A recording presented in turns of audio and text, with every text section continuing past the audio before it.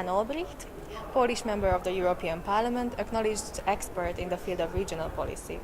How do you see the principle of solidarity in contemporary European regional politics?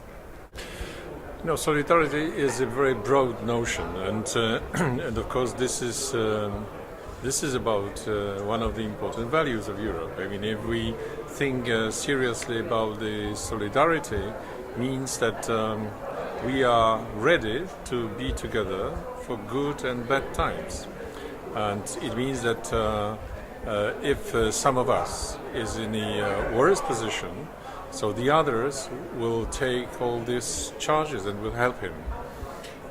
No matter if he is from the new member states or the old member states, I mean, to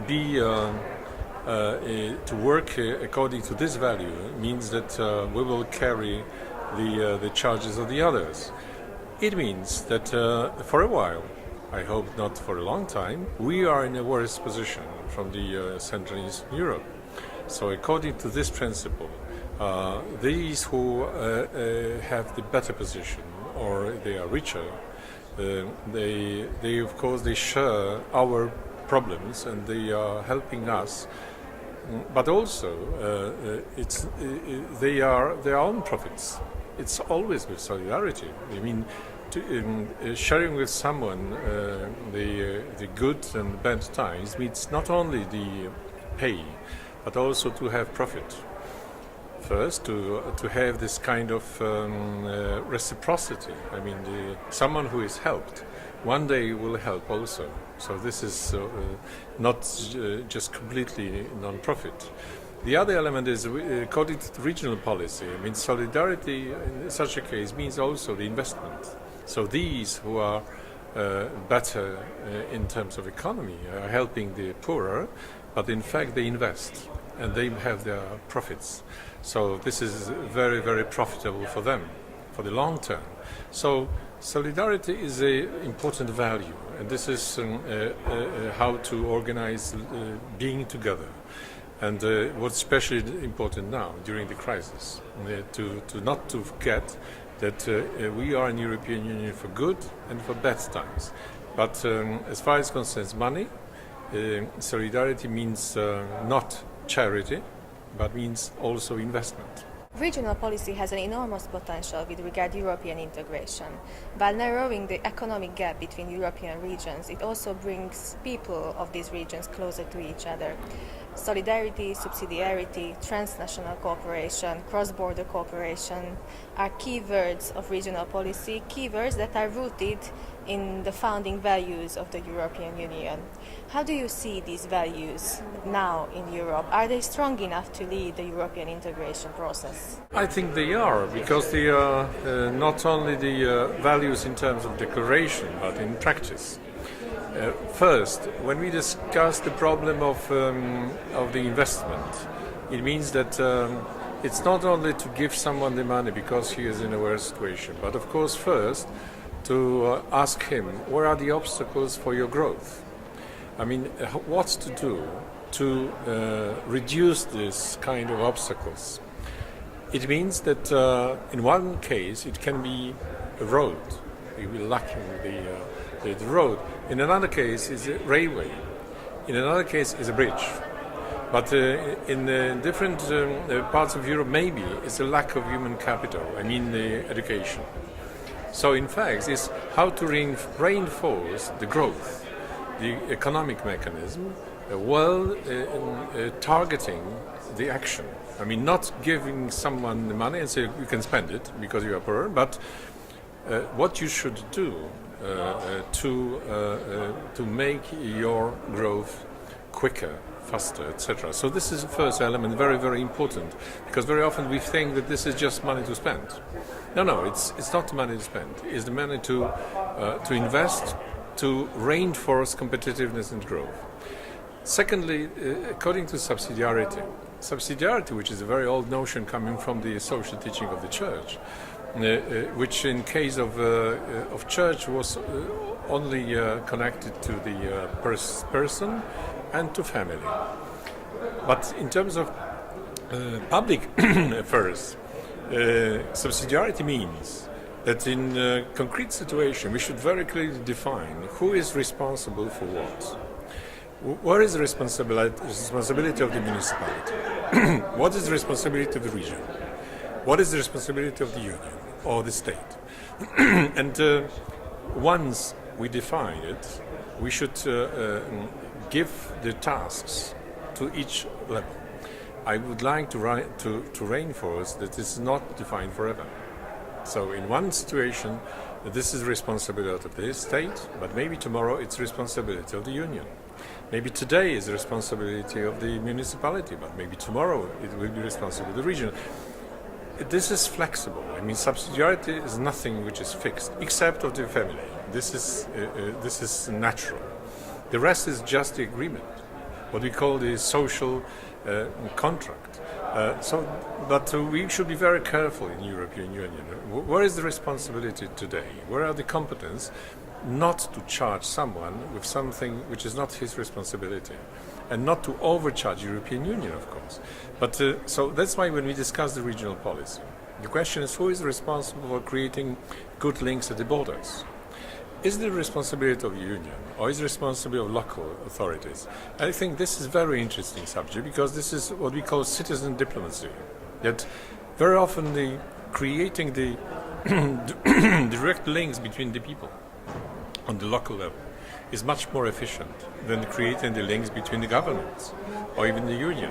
So that's why the old tradition of the transborder cooperation or transfrontier cooperation between Germany and France, which used to be in war against each other, the old tradition of transborder cooperation was to create the direct links between the people, to make them meet and to understand each other, to visit themselves, to live with the other in their houses, very, very informal, based on the culture, education, very traditional twinning.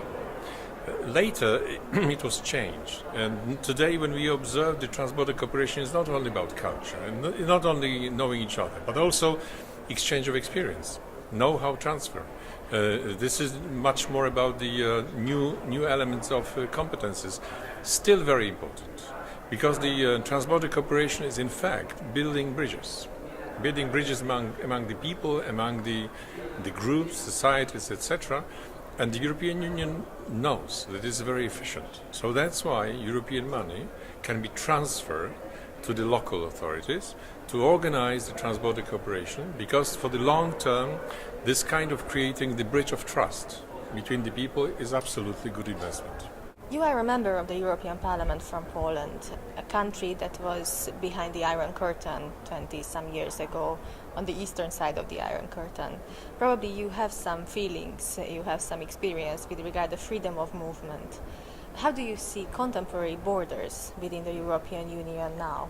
This is a lot of misunderstandings, especially in the Schengen sphere. The people, they started to think that we will have no borders in Europe because of Schengen, which is not true. We have borders and we will have borders, which is very important for the member states, because we are not one big state. We are states which are united. So each state is of course have this kind of safeguard that the border will be kept. The only reason for this kind of misunderstanding is that we have no border control. So we have no soldiers at the border, we have no custom officers. So the border exists. We cannot see them, but they are. Or very often when we organize the football championship, for example, the soldiers are back and the custom officers to control, because the living without the control is not easy. Living without control means that this is a very positive movement of the people, but very often quite negative elements, movement of the non-well-seen people as well. So that's why we have the external borders of European Union, which we protect, and we have the customs, and we have taxes, etc. And we have the internal borders in European Union, but we don't have we have done border control. That's why we have the transborder cooperation inside European Union. Because we have the trans-border cooperation between, for example, Hungary and Slovakia, for example, Poland and Czech Republic. Transborder means that we have border, and we have to organize the transborder cooperation, because very often the problems of difference of mentality, the problem of minorities, is something which exists with the control or without the control. But this exists as a historical fact, and will exist for a long time. So that's why I think we shouldn't forget that the problem is how to overpass the stereotypes, the problem between the nations, between the minorities, how to create the bridges, even if we don't see the control.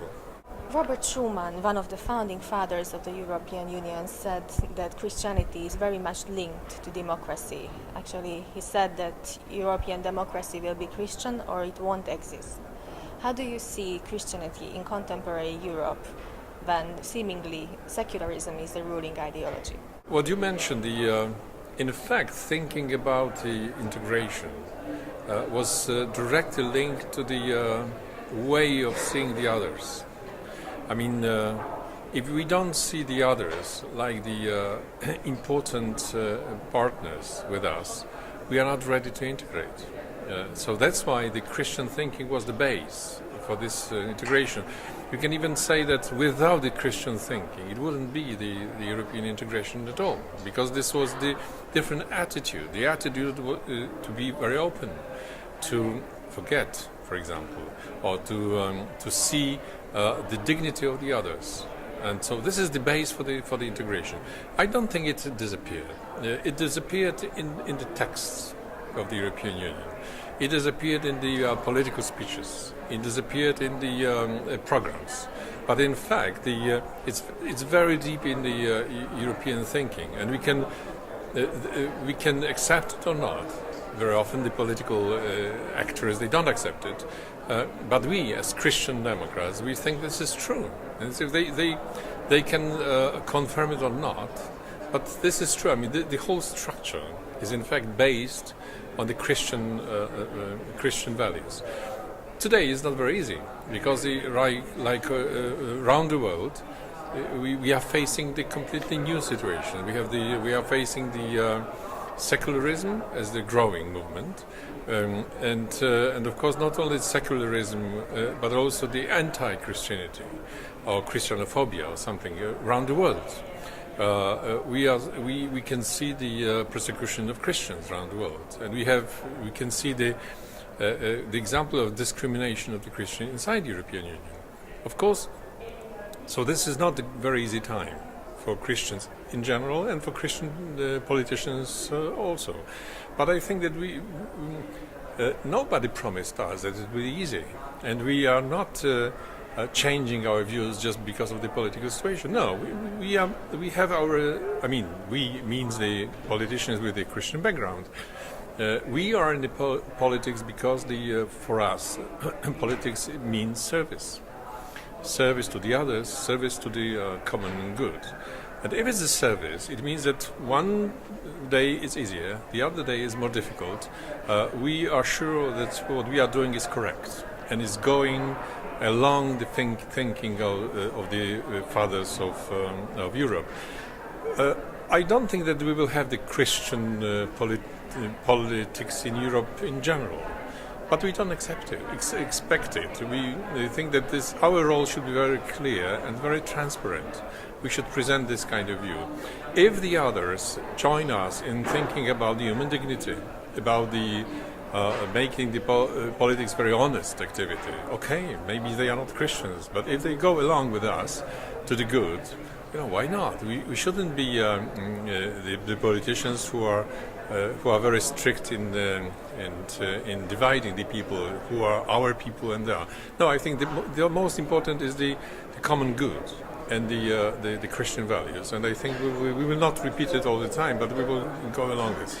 On behalf of the young people participating in the Students Without Boundaries program, I thank you for your time and I thank you for your message. Okay, thank you.